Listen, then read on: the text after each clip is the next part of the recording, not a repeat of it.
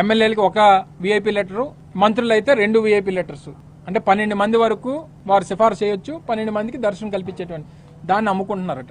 హోంమంత్రి గారి పేషీ నుంచి ఆ పేషీలో ఉన్నటువంటి ఒక ప్రైవేట్ ఎంప్లాయ్ జిఏడిలో వారి పిఏగా ఎన్రోల్ అయ్యి చివరికి తిరుపతి లెటర్లు అమ్ముకునేటువంటి పరిస్థితిలో ఈ రాష్ట్ర హోంమంత్రి పేషీ ఉందనంటే ఏం మాట్లాడాలి దీని గురించి? అంటే వారికి హిందూ సాంప్రదాయాల గురించి మొన్నటి వరకు మాట్లాడినటువంటి పెద్దలు మొన్న తిరుపతి లడ్డూ గురించి చేసినటువంటి ఆరోపణలు, సనాతన ధర్మం గురించి మాట్లాడినటువంటి పెద్దలు ఏం స్పందిస్తారు దీని మీద?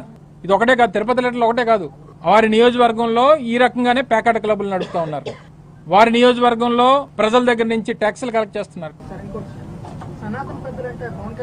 ఎవరు మాట్లాడితే వాళ్ళు మొన్న లడ్డూ గురించి మాట్లాడినప్పుడు, లడ్డూ విషయంలో వైఎస్ఆర్ కాంగ్రెస్ పార్టీ మీద ఆరోపణలు చేసినటువంటి దాంట్లో ఎవరైతే మాట్లాడారో, మా మీద ఎవరైతే ఆరోపణలు చేశారో, మరి ఈ రోజు తిరుపతి లెటర్లో స్వయంగా ఒక మంత్రి పేషీ నుంచి అమ్మేస్తా ఉన్నారనేటువంటి ఆరోపణ వచ్చినప్పుడు ఇది ఎంతవరకు సమంజసం అనేటువంటి సమాధానం చెప్పాలి.